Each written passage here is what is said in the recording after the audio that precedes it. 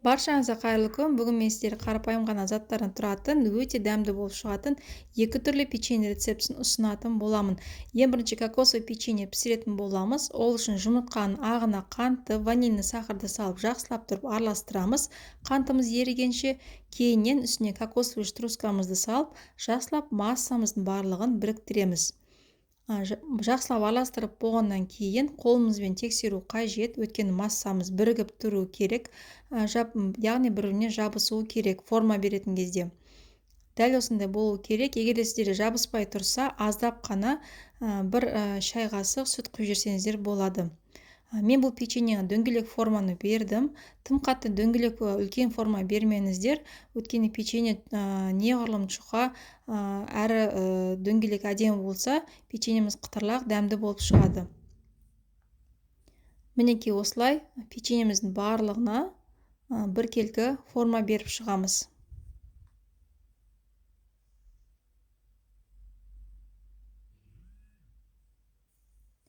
Печеньеміздің барлығына форма беріп шыққаннан кейін қызып тұрған пеште 180 градуста қызарғанша пісіріп аласыздар.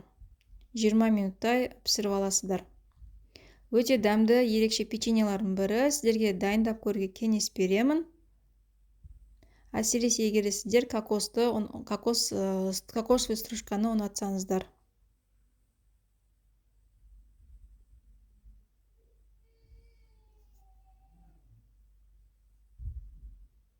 Мінекей дайын.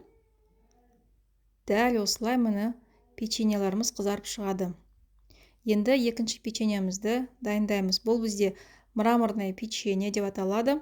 Ең алдымен құрғақ заттарымызды дайындап аламыз. Оның үстіне какаомызды салып, 1 шай қасық разрыхлителімізді салып, жақсылап массамыздың барлығын араластырамыз.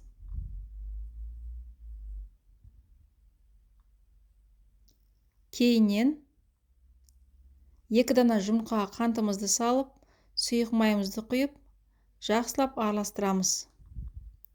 Қантымыз ерігенше араластыру қажет. Араластырып болғаннан кейін құрғақ заттарымызды үстіне барлығын салып, жақсылап араластырамыз.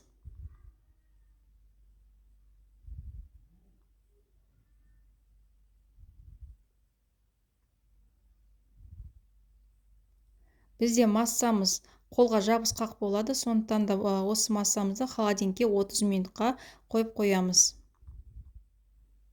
Кейіннен дайын болған қамырымызды алып холодильниктен қастың ұшымен ғана қолға алып, уже жабыспайтын болады.